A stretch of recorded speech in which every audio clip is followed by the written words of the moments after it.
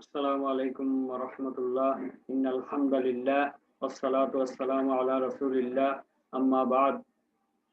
সুপ্রিয় একাদশ শ্রেণীর মানবিক শাখার শিক্ষার্থীবৃন্দ, আশা করি তোমরা আল্লাহর অসীম অনুগ্রহে ভালো আছো। যে যেখান থেকে ক্লাস শুনছো এবং যোগদান করছো সকলকে স্বাগত জানাচ্ছি।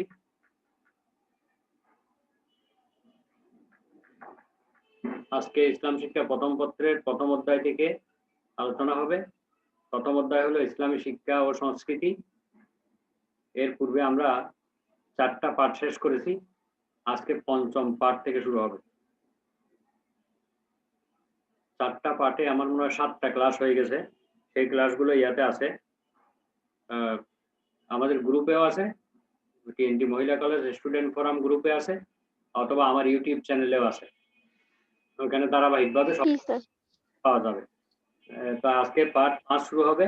বিসমিল্লাহির রহমানির রহিম। পাঠ 5 হলো ইসলামী শিক্ষায় মক্তব, অর্থাৎ ইসলামী শিক্ষায় মক্তবের ভূমিকা। তো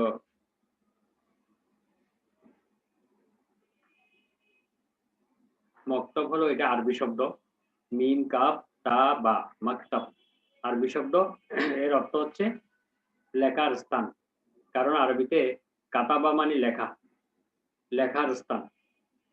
তো শিক্ষালয়, বিদ্যালয়, স্কুল ইত্যাদি বলা হয়, কারণ আমরা লেখাপড়া বলি, লেখাপড়া, লেখা আগে পড়া পরে, এই জন্য লেখার স্থান বলা হয়েছে। কারণ লেখার মাধ্যমে যত বেশি জ্ঞান অর্জন করা যাবে, পড়ার মাধ্যমে সেরকম জ্ঞান অর্জন করা যায় না, তাই লেখার গুরুত্ব বেশি।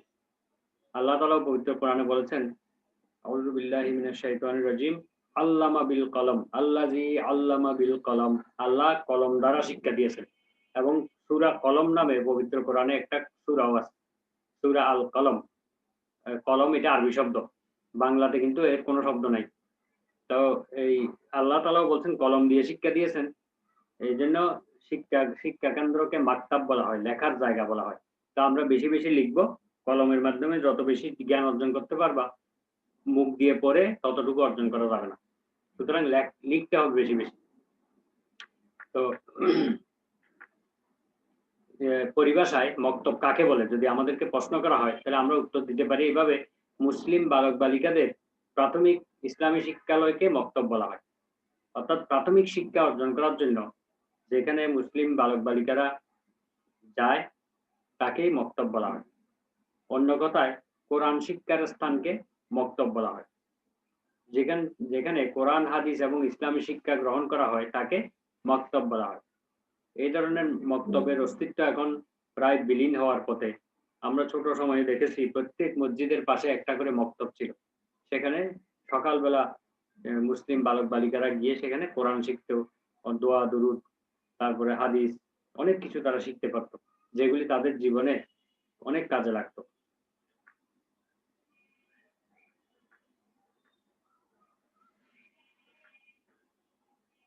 আরেকটি সংজ্ঞা এভাবে দেয়া যায়, যেখানে ইসলামের প্রাথমিক, মৌলিক এবং অতীব প্রয়োজনীয় শিক্ষা দেওয়া হয়, তাকে মক্তব বলা হয়।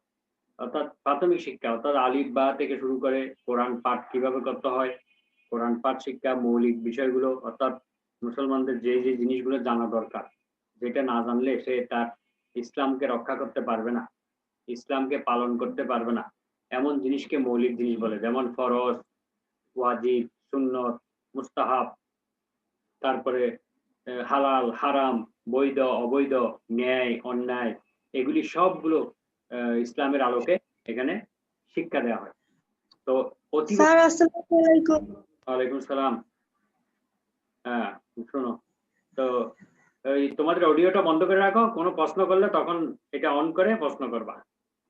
তাহলে যেখানে ইসলামের প্রাথমিক অতীব প্রয়োজনীয় শিক্ষা দেওয়া হয়, তাকে মক্তব বলা হয়। অতি প্রয়োজনীয় শিক্ষা, একেবারে জীবন থেকে শুরু করে মৃত্যু পর্যন্ত যা যা মানুষের দরকার, সবকিছু কিন্তু সেখানে কোরআন শিক্ষার পাশাপাশি আলোচনা হয়, মুখে মুখে শিখিয়ে দেওয়া হয়। এভাবে এখানে প্রয়োজনীয় শিক্ষা লাভ করা যায়। কোরআন ও হাদিসের প্রাথমিক পাঠদান করা হয় এই মক্তবে। ইবাদত, শিষ্টাচার, পবিত্রতা ইত্যাদি ব্যবহারিক শিক্ষা দেওয়া হয়। ব্যবহারিক মানে প্র্যাকটিক্যাল শিক্ষা দেওয়া হয়, অর্থাৎ কিভাবে ওযু করতে হয়, কিভাবে তায়াম্মুম করতে হয়, ওস্তাদ এখানে নিজে করে করে বাচ্চাদেরকে শিখিয়ে দেয়, যেটা বই পুস্তক পাঠ করেও জানা যাবে না। এখানে হাতে কলমে সেই জিনিসগুলো শিক্ষা দেওয়া হয়। কিভাবে সালাত আদায় করতে হবে, এখানে সালাত আদায় করিয়ে শিক্ষা দেওয়া হয়। কিভাবে উঠা বসা করতে হয়, রুকুতে কতটুকু মাথা নিচু করতে হবে, সেজদায় কিভাবে হাত রাখতে হবে, কিভাবে কপাল এবং নাক রাখতে হবে, সবগুলি বিস্তারিত শিক্ষা দেওয়া হয় এই মক্তব থেকে। সুতরাং এখানে ব্যবহারিক বা প্র্যাকটিক্যাল শিক্ষা গুরুত্ব অনেক বেশি। প্র্যাকটিক্যালি যদি শিক্ষা না দেওয়া হয়, শুধু মুখে মুখে বললে কেউ কিন্তু ইবাদত করতে পারবে না। অর্থাৎ ইসলামের সব বিষয়গুলো এখানে শিক্ষা দেওয়া হয়। তারপরে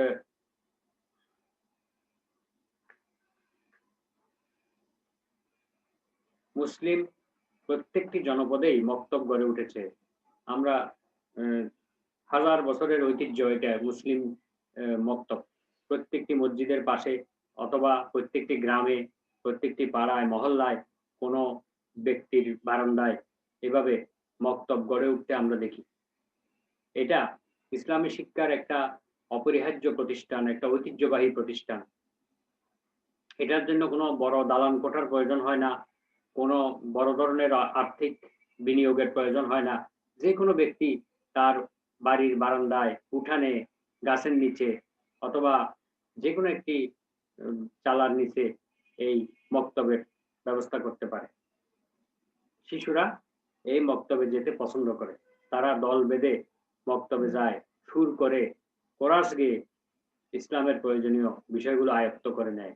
অর্থাৎ কোরআন পাঠ তো করবেই, এরপরে লাইন ধরে দাঁড়িয়ে একজন সুর করে শিখিয়ে দিবে, বাকিরা সবাই তার সাথে সাথে পড়ে সমস্ত দোয়াগুলো, সমস্ত বিষয়গুলো তারা মুখস্থ করে নিতে পারে। যেগুলো স্যার কোরাস কি? ওই যে এই সুর করে গাওয়া আর কি, মানে একজন বলে দিবে আর বাকিরা সবাই সুর করে বলবে। যেমন যেমন আমাদের দেশে শিখিয়ে দেওয়া হয় যে যেমন আত্তাহিয়াতু লিল্লাহি ওয়াস সালাওয়াতু এইভাবে শিখিয়ে দেয়। তারপরে যেমন দোয়ায়ে কুনুত, এইভাবে দোয়ায়ে সানা, এভাবে একজন বলে আর বাকিরা সবাই তার সঙ্গে সঙ্গে এইভাবে শিখে নেয়, আয়ত্ত করে নেয়। এভাবে আসলে তাড়াতাড়ি মুখস্থ হয়ে যায়। মক্তবের ঐতিহাসিক পটভূমি, অর্থাৎ আমাদের এই ভারতীয় উপমহাদেশে এই মক্তবের একটা ঐতিহাসিক ঘটনা রয়েছে, যে এক সময় আমাদের এই ভারত, বাংলাদেশ, পাকিস্তান, মিয়ানমার সহ বিশাল ভারতীয় উপমহাদেশে মানে এই 3 ভাগের মানে 4 ভাগের 3 ভাগ জায়গা, এই যে এই উপমহাদেশে যতটুকু জমি আছে তার 4 ভাগের 3 ভাগ জায়গা মক্তব এবং মসজিদের নামে ওয়াকফ করা ছিল। অর্থাৎ এক একটা মক্তবের মালিকানায় শত শত বিঘা জমি ছিল, এক একটা মসজিদের মালিকানায় শত শত বিঘা জমি ছিল। ওই জমির ফসল উৎপাদন দিয়ে মক্তবের খরচ চালিয়ে আরো অনেক টাকা পয়সা জমা থাকতো। এতে করে প্রতিটি মসজিদ এবং মক্তব অনেক সম্পদের অধিকারী ছিল, এতে কোনো অভাব ছিল না। কিন্তু আমরা জানি যে 1757 সাল থেকে শুরু করে এই যে 200 বছরের ব্রিটিশ শাসনের সময় এই ভারতীয় উপমহাদেশে ইংরেজরা এই মসজিদ এবং মক্তবের সমস্ত জায়গাগুলোকে ওয়াকফ বাতিল করে দেয়। তারা ওয়াকফ বাতিল করে দিয়ে এই সব জায়গা জমিগুলোকে মধ্যে জমিদারি প্রথা চালু করে। এরপর থেকে সমস্ত মসজিদ এবং মক্তবগুলো গরিব হয়ে গেল, আর্থিকভাবে তারা মারাত্মকভাবে ক্ষতিগ্রস্ত হয়ে গেল।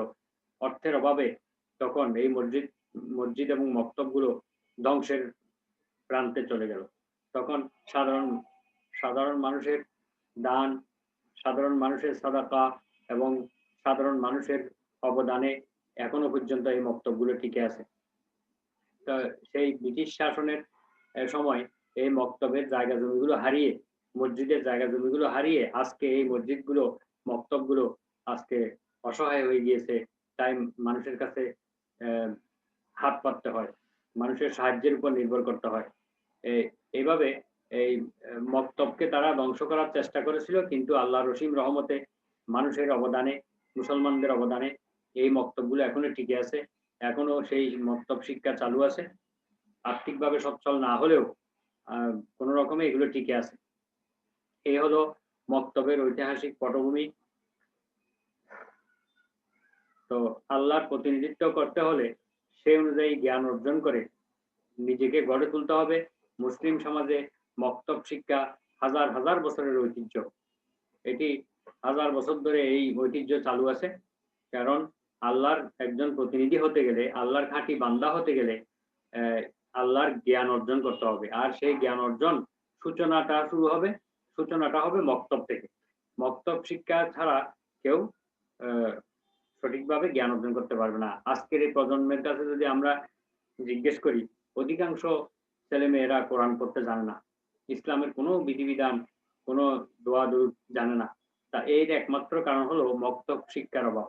ছোটকাল থেকে সে মক্তবে পড়ে নাই, মক্তবে পাঠানোর ব্যবস্থা করা হয় নাই, তাই এই বিষয়গুলো অজ্ঞ রয়ে গিয়েছে এবং সেইগুলো আর শিক্ষা গ্রহণ করার কোনো সুযোগ সে পাচ্ছে না। এভাবে প্রজন্মের পর প্রজন্ম দ্বীনি শিক্ষা থেকে দূরে সরে যাচ্ছে। সুতরাং এই মক্তব শিক্ষার ঐতিহ্য ইসলামে অনেক গুরুত্বপূর্ণ।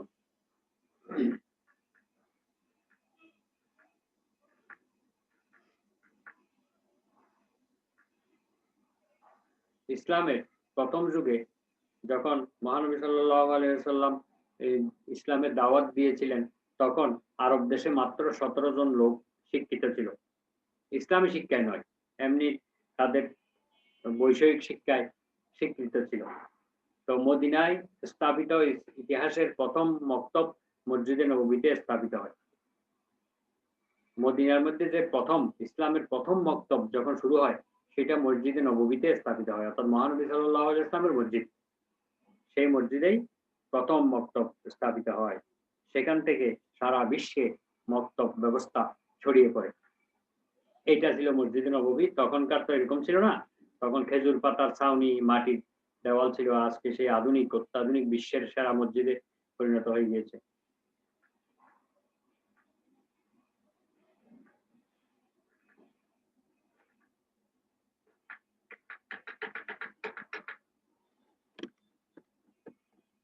তো প্রথম সেই মসজিদে নববীতে প্রথম মক্তব যেটা চালু হয়েছিল, সেটার প্রথম শিক্ষক এবং প্রধান শিক্ষক ছিলেন বিশ্বনবী মুহাম্মদ সাল্লাল্লাহু আলাইহি ওয়াসাল্লাম।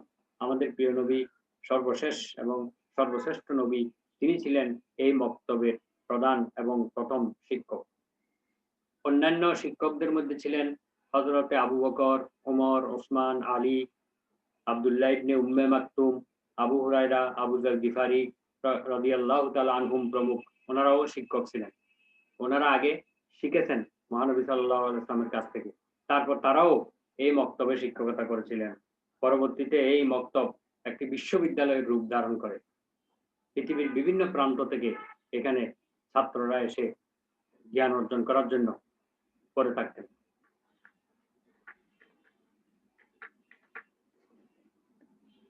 পরবর্তী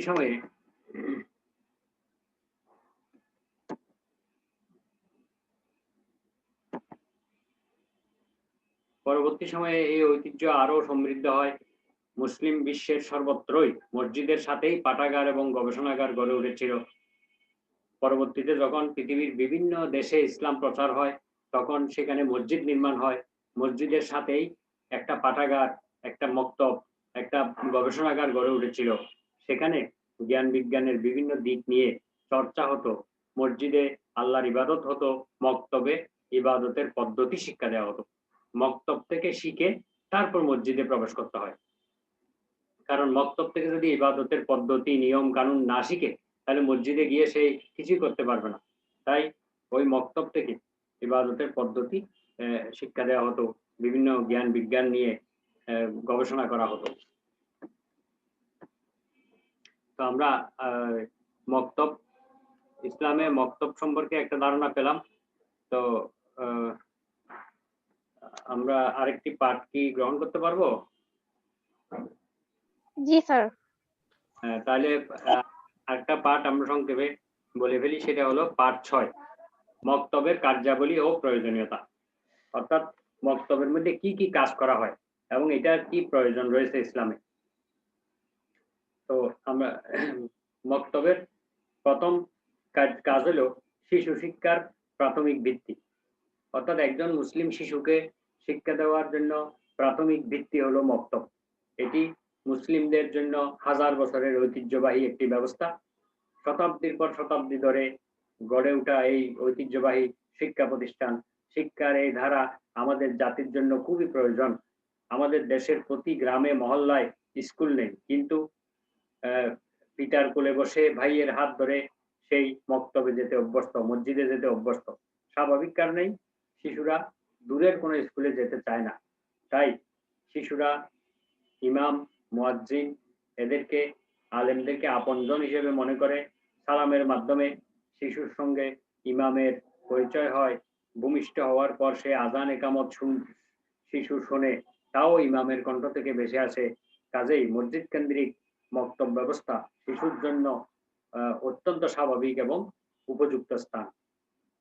মসজিদ হচ্ছে আল্লাহর ঘর, এর দরজা সবার জন্য খোলা থাকে। নিজের ঘর ছাড়া একমাত্র এই আল্লাহর ঘরেই শিশু নির্ভয়ে নিঃসংকোচে প্রবেশ করতে চায়, প্রবেশ করতে পারে। তাকে কারো কাছ থেকে অনুমতি নিতে হয় না।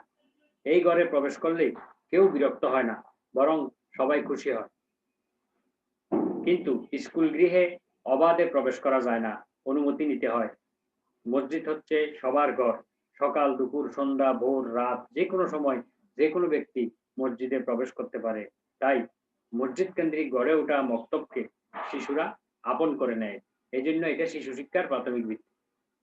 দ্বিতীয় হলো শিশুর নৈতিক ভিত তৈরি করে। একটা শিশুর নৈতিকতা মানে উত্তম চরিত্র, আমরা আগে আলোচনা করেছিলাম। নৈতিকতার উপর একটা পাঠ ছিল। শিশুর চরিত্রগত একটি ভিত্তি এখানে তৈরি হয়ে যায়। শিশু যত রকমের উন্নত চরিত্র আছে সবকিছু এখানে শিখে। তো শারীরিক, মানসিক, নৈতিক গুণাবলীর উন্নয়নেই হচ্ছে শিক্ষার উদ্দেশ্য। এই উদ্দেশ্য এই মক্তবের মধ্যে পরিপূর্ণভাবে পূরণ হয়। আমাদের শিক্ষা ব্যবস্থায় আদর্শ এবং নৈতিকতার দিকটা সবচেয়ে বেশি অবহেলিত। নৈতিকতার কোনো বিষয়ই আমাদের কোনো সাবজেক্টে নাই, ইসলাম শিক্ষা ছাড়া, ধর্মীয় শিক্ষা ছাড়া। তো আমরা প্রতিনিয়ত এই মারাত্মক পরিণতি চোখের সামনে দেখছি। অথচ একজন শিশু মক্তব থেকে এই নৈতিক শিক্ষা পরিপূর্ণ মানুষ হয়ে বের হয়ে আসতে পারে। এই গুরুত্বপূর্ণ প্রয়োজন মিটিয়ে দেয় এই মক্তব ব্যবস্থা। এখানে স্রষ্টার উপর শিশুর বিশ্বাসের ভিত্তি স্থাপিত হয় এবং আল্লাহর প্রতি বিশ্বাস, পরকালের প্রতি বিশ্বাস, পরকালে আল্লাহর কাছে সব কাজের জন্য জবাবদিহি করতে হবে, এই বিশ্বাস এবং ধারণা নিয়ে শিশু মক্তবে বেড়ে উঠে। তো মক্তব পড়ুয়া শিশু বড় হয়ে আল্লাহকে অস্বীকার করা এবং অন্যায়, অবাধ্য এবং সমাজ বিরোধী কাজে লিপ্ত হতে পারে না। কাজেই যেই শিক্ষায় স্রষ্টার চেতনা সৃষ্টি করে না, নৈতিকতার প্রশ্ন নেই, তা অপ্রয়োজনীয় এবং অর্থহীন শিক্ষা।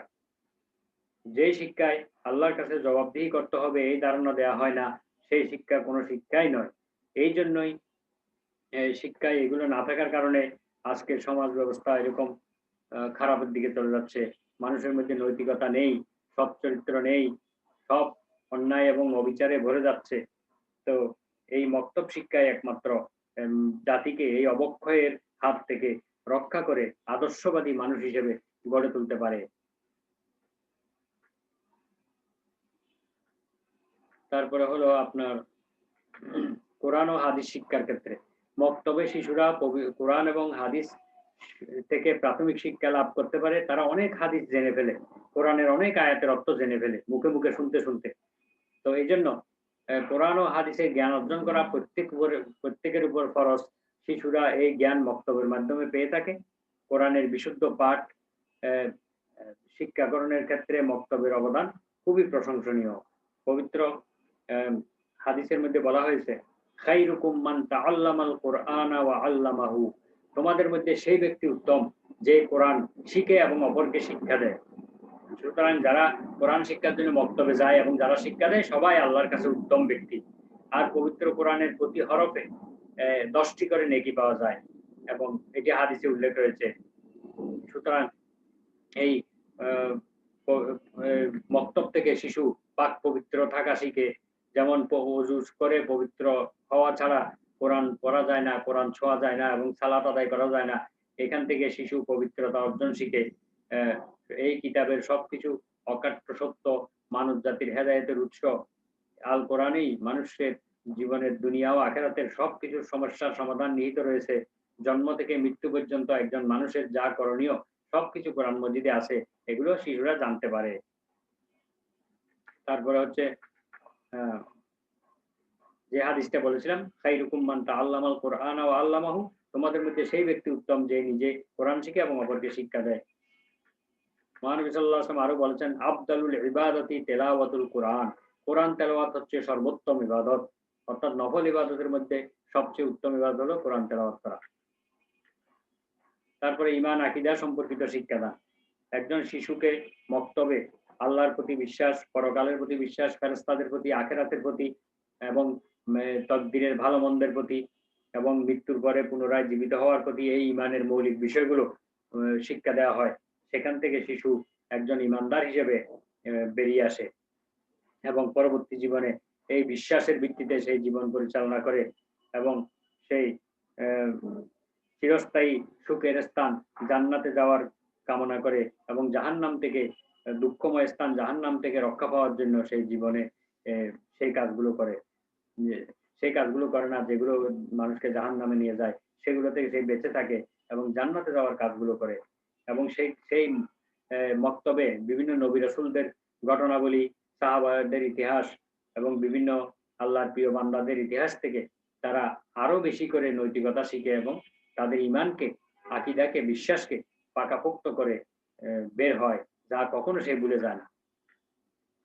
তারপরে ইসলামের বুনিয়াদী শিক্ষাদান। বুনিয়াদী মানে ব্যক্তিগত, মৌলিক।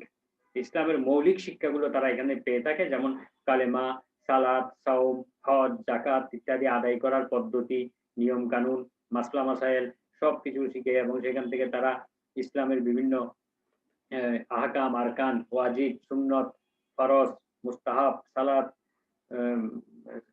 সালাত ভঙ্গ হওয়ার কারণ, মাকরুহ হওয়ার কারণ, তারপরে বিভিন্ন ওয়াক্তে সালাতের সংখ্যা, রাকাতের সংখ্যা ইত্যাদি বিস্তারিত তারা জানতে পারে। কি কি কারণে সাওম ভেঙে যায়, রোজা ভেঙে যায়, কখন খাওয়া দাওয়া শুরু করতে হয়, কখন বন্ধ করতে হয়, রোজা ভঙ্গের কারণ, রোজার কাজা কখন দিতে হয়, কাফফারা কখন দিতে হয় ইত্যাদি বিস্তারিত সেখান থেকে তারা জেনে ফেলে। অর্থাৎ একটা ছোটখাটো আলেম হয়ে যে বের হয়। তারপরে প্রাথমিক মাসলা মাসাইল শিক্ষাদান। প্রাথমিকভাবে ইসলামে তো মাসলা মাসাইল অনেক রয়েছে, হাজার হাজার মাসলা মাসাইল রয়েছে, কিন্তু প্রাথমিকভাবে যেগুলো গুরুত্বপূর্ণ সেই মাসলা মাসাইল গুলো এখান থেকে শিখে আসতে পারে শিশুরা। এখান থেকে ফরজ, ওয়াজিব, সুন্নত, হালাল, হারাম, মাকরু, মুবাহ ইত্যাদি বিষয়ে তারা মৌলিক শিক্ষাগুলো লাভ করে। তারপরে আদব, শিষ্টাচার ও নৈতিকতা শিক্ষাদান। এখানে শিশুরা আদব কায়দা, সৌজন্য, ভদ্রতা, শিষ্টাচার, নৈতিকতা, উত্তম চরিত্র এগুলো শিখে এবং সালাম, কুশলাদি বিনিময় পদ্ধতি শিক্ষা দেওয়া হয়। পিতামাতা, দাদা দাদি, নানা নানি, ভাই বোনদের সাথে কিভাবে আচরণ করতে হবে, সমাজের বড়দের সাথে কিভাবে আচরণ করতে হবে, ছোটদের সাথে, আত্মীয় স্বজন, পাড়া প্রতিবেশী, সহপাঠীদের সঙ্গে কেমন ব্যবহার করতে হবে, সবগুলি এখান থেকে শিক্ষা দেওয়া হয়, যা কখনো সে ভুলে যায় না। তারপরে আছে আপনার নিয়ম শৃঙ্খলা ও নিয়ম কানুন শিক্ষাদান। শিশুদেরকে ছোটবেলা থেকেই নিয়ম শৃঙ্খলা শিক্ষা দিতে হয়। বড় হয়ে গেলে তাকে আর সেই শৃঙ্খলার মধ্যে আনা যায় না। আর এই দায়িত্ব প্রাথমিকভাবে পালন করে মক্তব। মক্তবে নিয়মিত আসা যাওয়া, বিভিন্ন নিয়ম নীতি, বসার আদব কায়দা, চলাফেরার আদব কায়দা ইত্যাদি হাতে কলমে শিক্ষা দেওয়ার কারণে সেই সুশৃঙ্খল জীবনযাপন শিক্ষা এখান থেকে পেয়ে থাকে, নিয়ম কানুনের শিক্ষা পেয়ে থাকে। তাই এটি শিশুর জীবনে একটি বিরাট প্রভাব ফেলে। মানবতা ও চেতনাবোধ জাগরণে। মক্তবে শিশুদের কোরআন, হাদিস ও অন্যান্য বিষয় শিক্ষা দেওয়ার সাথে সাথে তাদেরকে মানবিক বিষয়গুলো, মানবিক মূল্যবোধ শিক্ষা দেওয়া হয়। অপরের দুঃখে দুঃখী হওয়া, বিপদে আপদে সাহায্য, সহানুভূতি, সহযোগিতা দানের জন্য উৎসাহিত করা। ফলে তারা মানুষের এইসব ব্যাপারে অনুপ্রাণিত এবং আকর্ষিত হয়। এভাবে তাদের মধ্যে পরস্পরের প্রতি মায়া, মমতা, সহমর্মিতা জাগ্রত হয় এবং শিশুরা সুনাগরিক হিসেবে গড়ে ওঠে। কাজে মক্তব শিক্ষা শিশুদের জীবনে অপরিসীম অবদান রাখে। আর শিশুকালে শিশুদের মন কাদামাটির মতো নরম থাকে, অত্যন্ত অনুসন্ধিৎসু থাকে, সে সবকিছু জানতে চায়, সবকিছু দেখতে চায়, বুঝতে চায়। এই সময় তারা যে শিক্ষা পায় তা কখনো সে ভুলে যায় না। এইজন্য শিশুদের এই শিশুকালের শিক্ষাটা পাথরে খোদাই করে লিখে রাখার মতো অক্ষয় হয়ে থাকে। তাই শৈশবকালীন শিক্ষার সম্পর্কে কোনো মনীষী বলেছেন, শৈশবের চেষ্টা সাধনা পাথরে খোদিত নকশার মতো, আর বার্ধক্যের চেষ্টা সাধনা পানির মধ্যে লেখার মতো। পানির উপরে যদি কেউ আঙ্গুল দিয়ে লিখে সেটা যেমন সঙ্গে সঙ্গে মিলিয়ে যাবে, কিছুই বোঝা যাবে না, ঠিক তদ্রূপ বার্ধক্যের শিক্ষাও এই শুনলো এই আবার ভুলে গেল। কিন্তু শিশুকালে যা শিখবে সে পাথরের মধ্যে খোদাই করে লিখতে যেমন কখনো এটা মুছে যায় না, ঠিক তদ্রূপ তার অন্তরের মধ্যে এটা নকশা হয়ে থাকে। সুতরাং দেখা যাচ্ছে যে মুসলিম সমাজে মক্তবের ভূমিকা অত্যন্ত গুরুত্বপূর্ণ এবং সুদূর প্রসারী ভূমিকা রাখে। আদর্শ জাতি গঠনে, আদর্শ মানব সমাজ গঠনে মক্তবের ভূমিকা অত্যন্ত অপরিসীম। তো মক্তব শিক্ষা আমাদের জন্য অত্যন্ত জরুরি এবং গুরুত্বপূর্ণ প্রয়োজন। তো আমরা আজকের এই ক্লাস থেকে জানতে পারলাম মক্তবের ঐতিহাসিক প্রেক্ষাপট, মক্তব কাকে বলে, তারপরে মক্তবের কার্যাবলী, কি কি কাজ মক্তবে করা হয় এবং মক্তবের প্রয়োজনীয়তা মুসলিম সমাজের জন্য কেন গুরুত্বপূর্ণ, এই বিষয়গুলো আমরা জানতে পারলাম।